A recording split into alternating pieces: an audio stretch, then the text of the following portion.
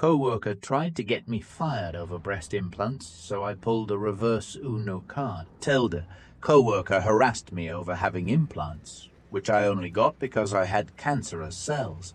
I called her out. She reported me to Har for calling her out. I got a bunch of people to write statements of all the times she harassed me, and she got fired instead. Also, I've been told that isn't what a reverse Uno is, but I can't change it. 4 years ago now, when I was 24, my mum died of breast cancer, and as both my grandmothers had also died of it, I saw a specialist for a screening. I found out I had some cells in one of my breasts that could have turned cancerous at any given moment. I was told I had a few options. I could have regular screenings every 3 or 4 months until it does develop into cancer. I was told the risk of the cells becoming cancerous was very high due to family history, but it could also potentially never could turn, so I'd just be getting these screenings for no reason. I could get a single mastectomy on the breast with the bad cells, but they'd need to keep an eye on the other one, so I'd still need regular checkups for the other breast. I could get a bilateral mastectomy and remove all of my breast tissue, basically eliminating the risk. I went for the bilateral mastectomy. It was admittedly the most drastic option, but after seeing what cancer did to my mum and grandmothers, I didn't want to risk it. I was warned about scarring, but told it should be fairly minor. It wasn't, and I was left with 2 huge, jagged scars on either side of my breast, and it caused me to go into a severe depression where it got to the stage of me not even leaving my flat because I didn't want people to see me.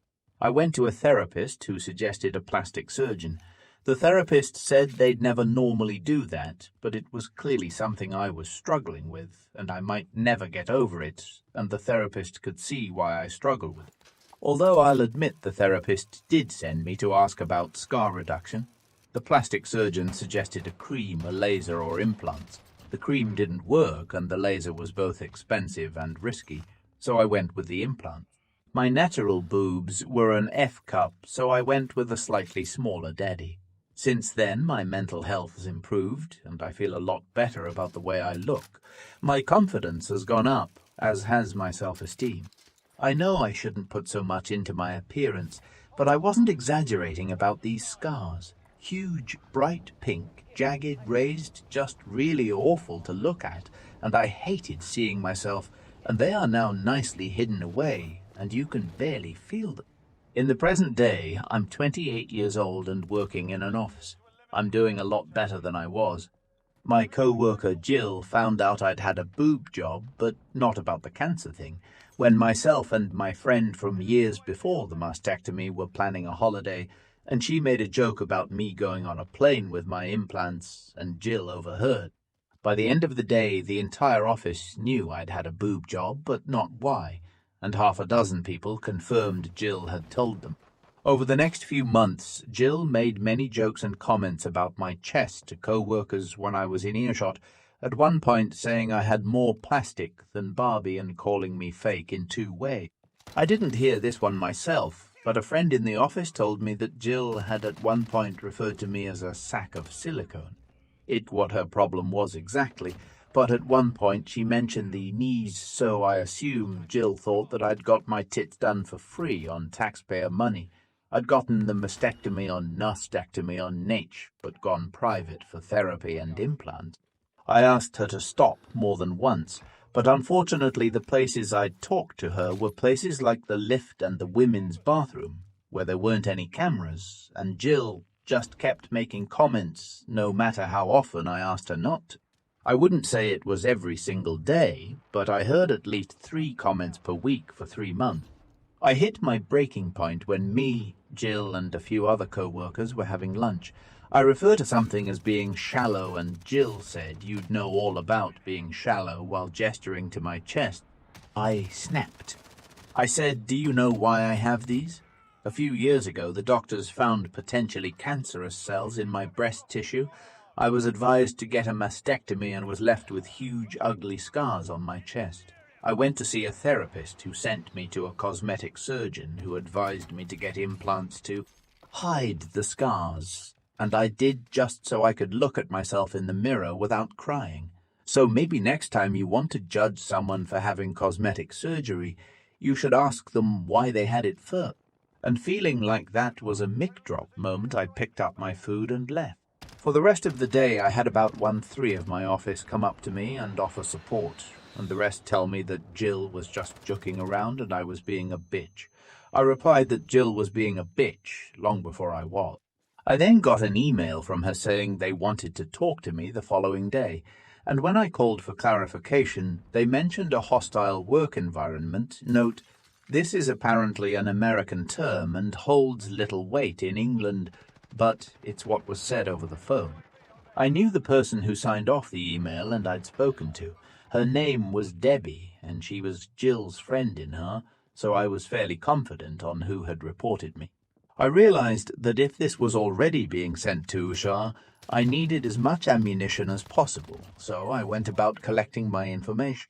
As Debbie had dealt with me so far, it was safe to assume she would be the person reviewing the complaint with me, and if that was true, I was fucked. However, I vaguely remembered a section on complaints that was in my contract when I first signed with the company. I flicked through the contract, and there was a part in complaints section that said I was contractually allowed to request a change of reviewer if I felt my allocated reviewer was biased. It was called an impartial overseer. I photocopied the page and highlighted that part. Then I messaged the people who had offered their support over Facebook and said basically have asked to see me. Do any of you remember Jill insulting me to your face? And are you willing to write and sign something saying what you heard and when? Not everyone was willing to help, as Jill is somewhat feared in the office due to her befriending hair and management, but about 20 people were willing to help me. I guessed roughly when I'd asked Jill to stop previously. The 4 asks over the last few months, some timings were easy to guess as they'd happened on my break or when I'd first arrived at work, and I wrote them all down along with a rough time of when the lunchroom confrontation happened and a list of names of who was there for the lunchroom confrontation. I got to work slightly early the next morning. I went round everyone who had messaged me, and most of them managed to give me a printed and signed letter. Some didn't manage to write one, but bet. This isn't exact words as there's 16 letters to sum up here, but the gist was, my name is their name.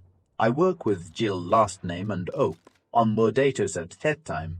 Approx, I spoke with Jill last name, during which she referred to Op as esquoted insults. I felt this was inappropriate as it directly related to Op's appearance, and am willing to go on record further to establish that. Jill last name has been discussing Op in the workplace in the same manner for 3 months now, causing me discomfort and creating what I feel is a hostile work environment, signed their name. I wound up with about 16 letters, all from different people, and one of them was in the lunchroom for my conversation with Jill. Some even had bullet-pointed lists of everything Jill had said to them about me or other people. As it turns out, Jill has issues with a lot of people's appearances. She apparently made comments about one co-worker's weight and something anti-Semitic about a different co-worker's nose, all of which were put in these letters. There are about 45 people in the office, so while 16 wasn't a majority, it's still a decent amount. The letters weren't hugely long. Most were only a paragraph, but they had all the necessary information. I was asked to come to Hare at 10. I took the letters from co-workers, the photocopy of the page in my contract, and my dates and times in a little folder with me. I got there and Debbie was the one overseeing the interview. She got up from her desk, ready to lead me into another room. I immediately turned to the other hall worker that was currently there and said, "So is my meeting with you?" Then Debbie said, "No, you're with me." I replied that this wouldn't sit well with me, as my contract states I have a right to an impartial overseer, and as I said this, I took the contract page out of my folder. Debbie read it. I wouldn't let her take the paper when there was a shredder so close by, and said she could be impartial. I replied that I really didn't mean to be a pain, but I had it on good authority that the person on the other end of this complaint is her friend, and my contract does say I'm allowed an impartial overseer. Debbie stomped off to get supervisor. Supervisor asks how I know she can't be impartial, and I tell him that I have it on good authority that the Jill who was on the other end of this complaint is a close friend of Debbie. He asked Debbie if this was true, to which she only replied, "I can be impartial." Supervisor took a deep breath, asked the other hall rep to come with him, and the four of us all went to review the complaint. I thanked them for being so accommodating. I was worried I'd annoyed them. Debbie took out the complaint and all three of them went through it with me. Debbie looked homicidal the whole time the interview was happening, as she had clearly anticipated firing me, or at least recommending me being fired. The interview went something like this. It took like over half an hour, and they kept asking me the same questions, but phrased different ways, so this is a really drastically condensed version.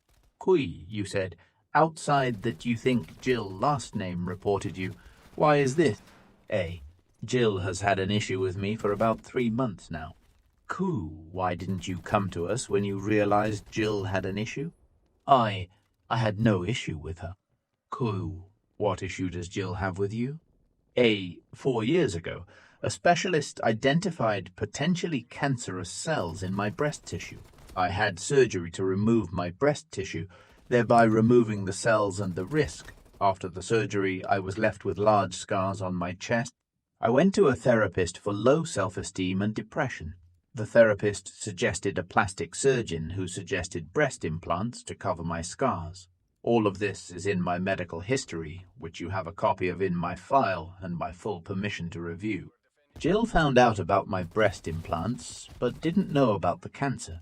Jill had problem with my breast implants and decided to communicate this problem to our co-workers. Kui, why do you feel this is true? A.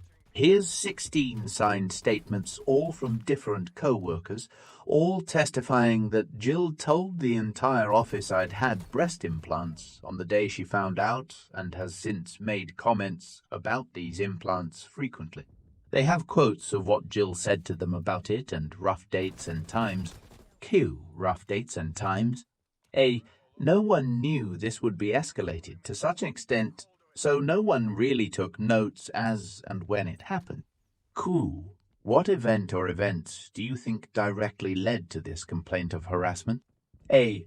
For me, harassment began when Jill told everyone about my breast implants without my consent. But as to the complaint placed against me, it would probably be what happened at about a time yesterday in the lunchroom.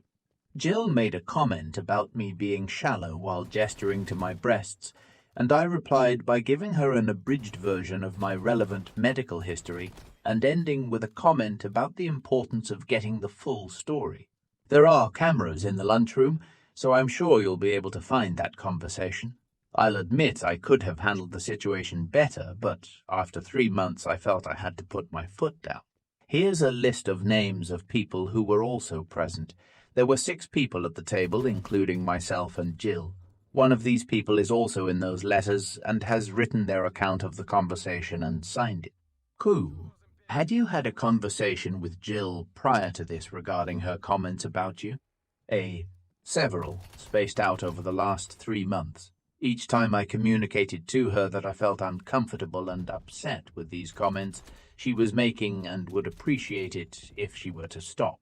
Koi, to your knowledge, was Jill made aware of your former cancer at any point in this time? A. No. It wasn't mentioned in the conversation with my friend she overheard, and I didn't tell her, because frankly it's none of her business, and I did not feel the need to detail my medical history to a co-worker in order to avoid further sexual harassment. Supervisor stands up and says, "Well, I think we're done here." He shakes my hand and sends me back to my desk, saying that I'd hear from them after they reviewed the evidence, letters, CV, medical history, and anything they had already, and made a decision on the case. I got back to my desk, pulled up my CV, and prepared to start the job search again. About an hour goes by. Then the person who wrote the letter and was there for the lunchroom conversation gets called for a meeting with Ha. They come back 10-ish minutes later. The other people who were also there for the lunchroom conversation get called one by one, except Jill. All of them are gone for about 10 minutes, then come back, find a co-worker, and say that Ha wants to see them. Then the people who wrote letters but weren't there yesterday are also called one by one and are each gone for about 10 minutes each, some longer, some shorter. By about 3:30, it looks like everyone who wrote a letter or was there in the lunchroom has been interviewed. Then, finally, Jill gets called in. She's gone for about 30 minutes and comes back fuming. She glares at me while I work, but I ignore her. 4:30ish, Jill gets called into Hoare again. 5 p.m. rolls around. Everyone is either leaving or getting ready to leave when Jill storms back into the office. She glares at me the whole time she packs up her desk. She then starts telling anyone who will listen that I got her fired before shoving her way onto the lift. Edit, just want to add that, regardless of my reasons for getting implants, I still should not have been harassed over them. It just happened to be relevant here because it made Jill look like a real dick, which is probably why she reported me. An email comes in from Hare. My case is closed. Guy quit his job thinking he became rich. I work for a construction company and we do remodeling on homes. We have a rule here that we get to keep anything we find hidden behind the walls. We hired this guy. We really needed a worker badly who was a total skunk from day one. I've been working for this company for 5 years, and this guy has only been doing construction for 1 year after he got fired from his accounting job for getting a Dewey. Anyways, he would always make fun of my clothes and my accent, and one day he went too far by telling my boss about my private Instagram account pics. He got on my phone and looked through my Instagram page and showed my boss pictures of me smoking weed. Little did he know that my boss is my friend from 8 years when we used to smoke together before we both quit. I was so mad that he violated my privacy, then I made a plan to punish him over. He was the kind of guy who would always come in late and complain that trains or traffic is why he was always late. One day I overheard him saying that if he won the lottery, he would quit this job for not getting the respect he deserved. You have to earn your respect here. One day I bought some fake gold coins online, and I put them in a metal box I found at the antique store and waited for a chance to hide it in a wall. Luckily, I did not have to wait long. The day he found the coins, it seemed like it was his best day ever. First thing he did when he opened the box, he called my boss a loser and he quit immediately on the spot. He said, F this place. I'm rich. Lol, little did he know was that was the best day of my life. After he quit, my boss told us that he was going to fire him anyways for always showing up late. I wish I could see the look on his face when he finds out the gold coins are fake. Best $40 I spent in my life. Edit. These houses are bought at auction. People don't live here, so everything is owned by the construction company.